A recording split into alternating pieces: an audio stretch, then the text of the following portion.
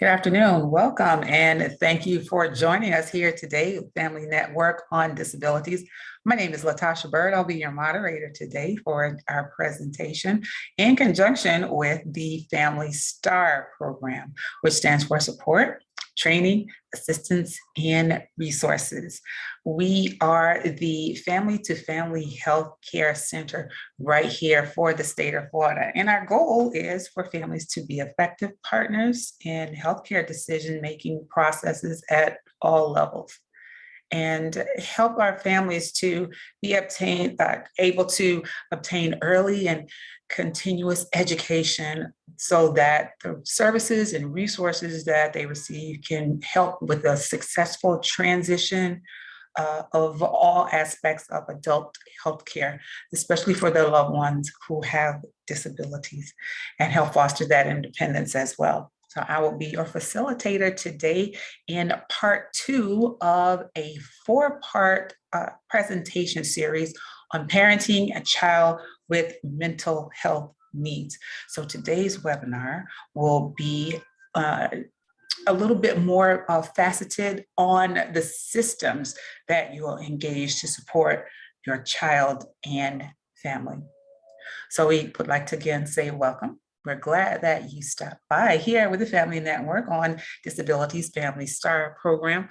We are a family-driven and family-centered 501c3 here for the state of Florida.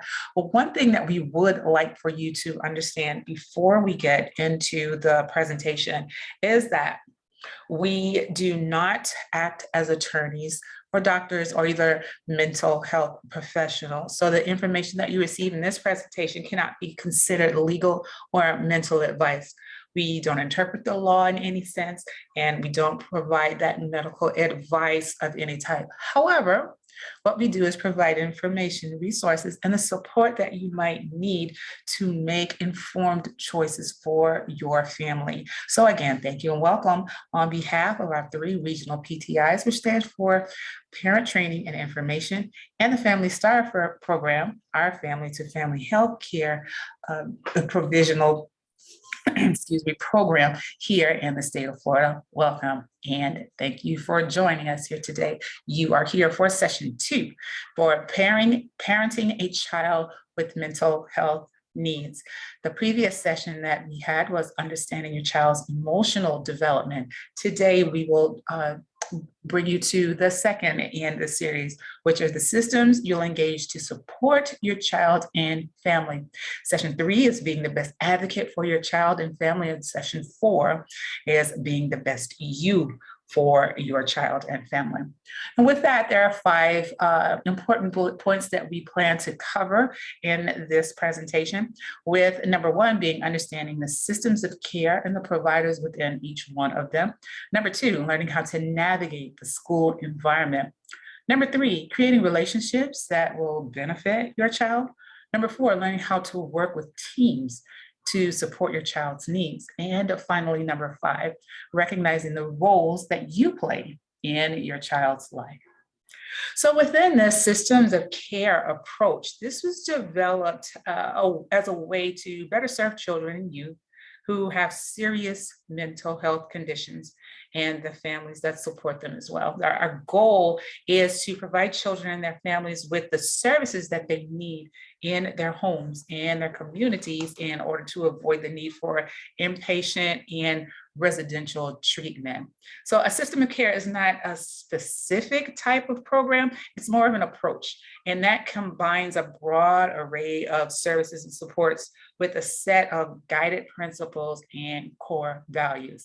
Now, services and supports are provided within the context of those core values, and so those services should also be community-based, family-driven, youth-guided, and culturally and linguistically competent. But most important, the services and supports are individualized to address the unique strengths and those unique needs of each child and family. Each system of care develops its own guided principles, but they should be aligned with those core values. So here you see these systems of care on the screen. Here are the core principles, and you see them here. Family voice and choice where their families play a central role in participating in all of those decisions regarding their child and even themselves. Natural supports, where individuals being served decide which supports, especially those supports that are from non-professionals who will be a part of their team. You see collaboration across systems and services. And this is where services are provided in a coordinated manner to promote versatility, promote collaboration, and appropriate use of funding and optimum outcomes from this service model. You also see community-based services. And these are provided within the community in which the person lives. They're accessible and they respond also to the community's needs as well. They must be culturally competent. And those services are delivered with respect to cultural differences, special needs, and again, they have no bias against any population. They're individualized, and these service plans are based on those individual needs of the person being served. It's not a one-size-fits-all type of model. These are identified and identifiable to those individual needs of that person who is benefiting from these services. They're also strength-based, and that goes to the notion that the strengths of the individual are identified and used in the service plan to help recovery and to promote success. And then finally, they'd be outcome-based. And those systems use data to confirm successes, promote sustainability, and even evaluate areas where there would be needed growth. So you see these systems care framework here on the screen, and this is a very good representation of what those systems of care look like, and should you care about each one of them as well. So you think, what types of systems of care are current in your family's situation? What are you working with to get services for your child? Well, there could be several different providers within your system of care. These are different types of ways that you will provide those strengths and outcomes and community-based services that we spoke of a little bit earlier. So these are some of the providers that you would see in each one of those systems of care. There's medical, behavioral health, education, developmental, insurance, social services, and government programs, and also others. Let's talk about each one of those in a little bit more detail. So with medical systems, you'll see primary care or even a pediatrician for childhood health care, and that usually serves the child until they are age 21. Specialists and the like, they could be neurologists, endocrinologists. They specialize in addressing specific areas of medicine. There could be a PA, which stands for physician's assistant. And these are medical providers who are licensed to diagnose and treat illnesses and disease, and also to prescribe medication for patients. They work in the doctor's offices, they work in hospitals, they work in clinics in collaboration with a licensed physician. And there's also nurse practitioners. You might see the acronym NP, that stands for nurse practitioners. And these are trained individuals who will be able to assess patient needs. They could order and actually interpret diagnostic and lab tests as well, and also diagnose disease, formulate and prescribe treatment plans. That leads us to behavioral health. These providers could be psychiatrists, which are medical doctors who have done additional training in disorders of the mind and can prescribe medications as well.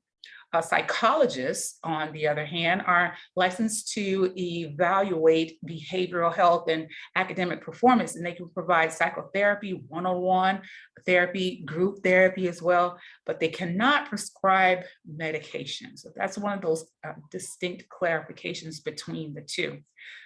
You can see therapists. Therapists are licensed individuals who do treatment for physical, behavioral, and or developmental disorders. Also, if you see licensed clinical social workers, or LCSW, that's a licensed clinical social worker. These are licensed to provide one-on-one therapy or also group therapy as well. There could be behavioral analysts And these individuals study how human behavior affects the motivation, and then how to best create environments that maintain a proper social behavior in that given setting.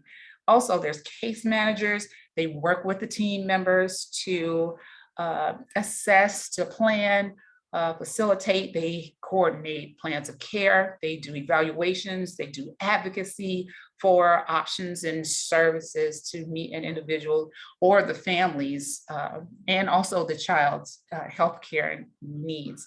And there's also peer specialists and wellness coaches. These individuals, they work with lived experience and that recovery experience.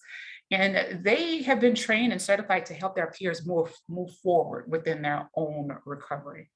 So within education, the providers that you would see are teachers, most often ESE specialists and school support staff as well, paraprofessionals, school psychologists and therapists, and even those people who provide related services such as bus drivers.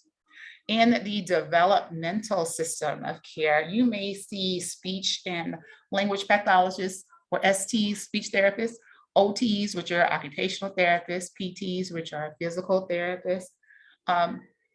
Within the insurance system of care, we'll come across claims assistants and all those people who will be able to assist with the benefits that are located within each plan.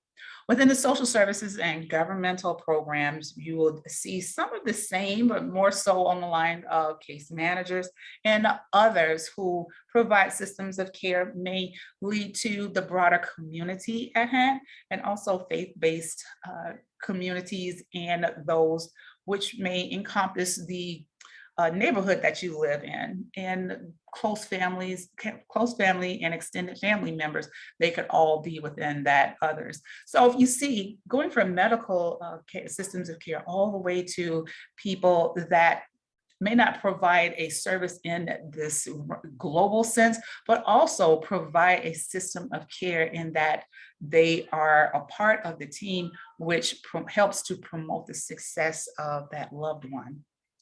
Let's think in the continuum of care for behavioral health. So this continuum is based on levels of treatment, and these are intensive treatments, with the lowest level being an office visit with a provider and the most intense being a residential treatment. So let's talk about some of those less intensive options. You'll see being office or outpatient care. That's usually the initial stage of treatment for behavioral and mental health services. You know, the person will visit a doctor in an office setting and for occasional appointments and a review for the medication that has been prescribed. You also see home-based treatment services and family support, and that's when specially trained staff members or even a team will go into a home and develop a treatment plan to help the child and to help that family as well. And then they meet on a prescribed schedule. You also see day treatment, where this is an intensive outpatient program that provides psychiatric treatment with education. The child usually attends each day, 5 days a week. And then you may see day hospitalization as well. So we started with the less. Let's talk about a little bit more intensive options now. So you'll see emergency and crisis services, and even a Baker Act facility for emotional emergencies. This is where the child is usually taken to a Baker Act facility where they're assessed, and if necessary, they're placed in a secure environment for what's called a 72-hour assessment protocol. That leads to respite care as well. This is for adults who believe that they're having a crisis or in need of a safe environment to be observed, and generally doesn't have any medical services on staff. A therapeutic group home usually has 6 to 10 children or adolescents in the environment. They lived on the premises. They go out into the community for school, social services, medical services, and the like. With inpatient hospital treatment, this is for a short-term psychiatric treatment in an intensive environment. How long a child stays depends on their condition, and it also depends on insurance benefits. And with residential treatment, this is for patients who need intensive, comprehensive psychiatric treatment in a safe and secure environment. Now, all psychiatric and educational needs are handled right there on the premises. And the stays usually last from 3 months to a year. So remember, these are some of the more uh, intensive moments and within that continuum of care. So next, let's talk about the school system being in a class by itself. You see here that there's a medical diagnosis versus school services. Medical diagnosis does not necessarily guarantee that you will receive services at school. The IEP through IDEA, which is the Individuals with Disability Education Act, or 504, which is through the Americans with Disabilities Law. This document dictates what services are going to be provided for the child and where those services will be provided. And there's also a process to receive that IEP. And this includes a couple of acronyms that I'll give you. If you've ever heard RTI, that stands for Response to Intervention. Functional Behavioral Assessments, that's an FBA. And it also will include different evaluations, certain assessments by professionals, and information that is given by the parents and teachers as well. So the schools exist to support children who have emotional behavioral disability eligibility. So that EBDs, that's what you'll see. It's specialized school environments. They exist to support children who have these types of eligibilities, and it has constant communication with teachers, constant communication with school staff and providers is crucial, very, very crucial to the child's success in this environment. We want to think in terms of with conferences and constant written and oral communication involvement in the school helps with their child's success. And remember that it's more than just the teachers.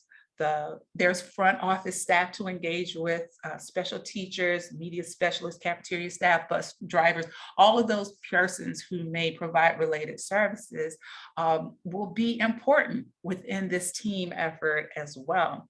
You want to be able to create relationships with the people in your world to support your child and your family. And if you think about it, who's on your team?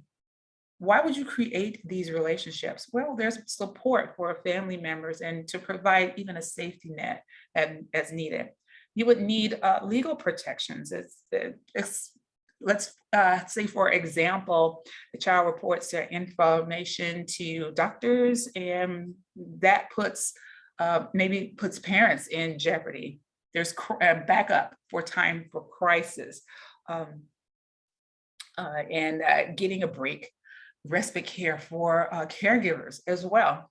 And who would need to take care of your children?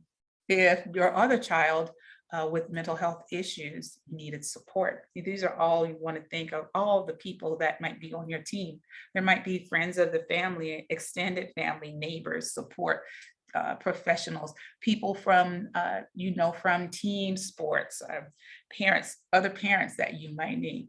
No, maybe you have a soccer parent group that you feel very comfortable with, or people at a community center or staff, faith-based leaders and a family that surrounds the faith-based community. All of those different types of support groups, could all be people that would be on your team. So when you think about working with teams, what kind of roles do you have? Well, as a parent, you have the authority and the right to demand courtesy and respect, and also have it given to other team members. And if you don't understand or agree with something, especially during those times, let's say you are writing an IEP or even a 504 plan. If you don't understand or agree with something, speak up and ask for clarification. You have a point of view that can be shared. You want to be understood just like you want to understand the information that's being given to you. Keep in contact regularly and provide feedback, whether they are positive or negative types of feedback. You want to be able to keep that conversation open and have good clarity. If you're not getting your appropriate needs met, move up the chain of command. Every provider has a grievance policy or a person that you can report to.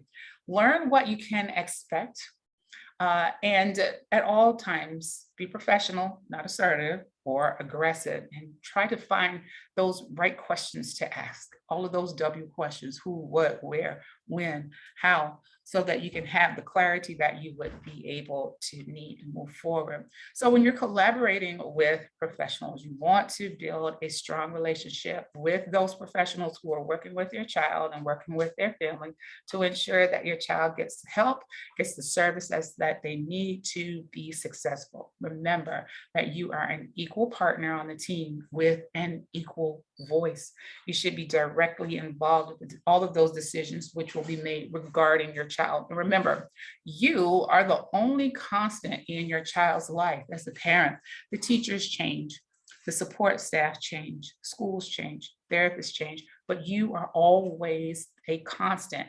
You have the overall picture. You can link the past history with the present history of your child. Professionals may be experts in their specific areas of the child's life, but you are the expert on your child. Providers should be able to explain their decisions and explain the reasons that they are making those treatment choices with concrete reasons for you. And every member of the team brings their certain level of expertise and knowledge and their perspectives to make that team well-rounded. So you want to make sure that the plan of action and the services that you come up with will include goals, will include strategies, will include services and supports, and will report on those progresses as well, and keep a line of open communication at all times.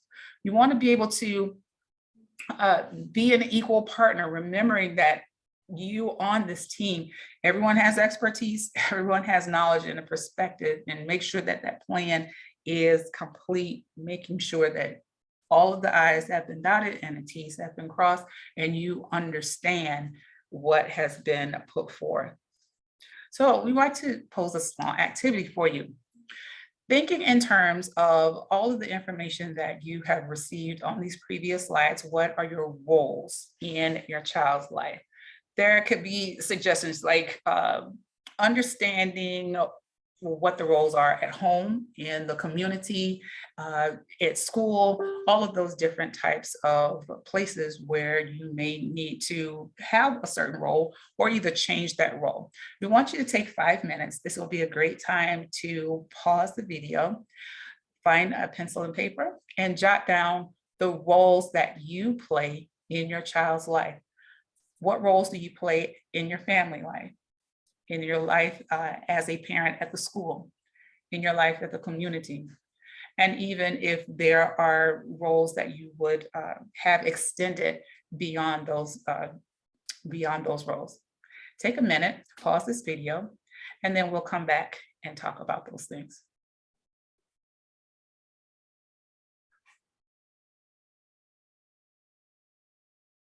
Thanks for joining us again. Now that you've taken a minute to examine what the roles look like in what your roles look like in your child's life, how do they measure up? Do you have a few of the roles that would be the same? How about roles that change? How do the roles differ? So you want to make sure that you understand how to put certain things in perspective. We want to make sure that there's always a goal at mind. There's always a strategy to achieve. And then you can place those services and supports in that gap so that you can be able to report on what your progress looks like and have an open line of communication with all those different systems of support, which will engage in your child's success. And with that, we want to say thank you on behalf of the Family Star Program, which stands for Support, Training, Assistance, and Resources under the Family Network on Disabilities Regional PTI umbrella. If you would please be so inclined, we'd love for you to follow us on our social media channels with Facebook, Instagram, and Twitter, and here on YouTube. You can also visit our website at www.fndusa.org. And for more information, we'd love for you to give us a call. Should you need to find out more about these systems of care and the other vast array of free workshops that we have available for families and their loved ones with disabilities, we can be reached at 1-800-825-5736. Again, that number is 1-800-825-5736. And thank you for joining us here today. Should you need more information on any of these, the 4-part series, or any information as well about your child and their special healthcare needs, FND is here to help. Thank you so much. My name is Latasha Bird, and I have been your moderator today. It's been a pleasure. We'll talk to you soon. Bye, everyone.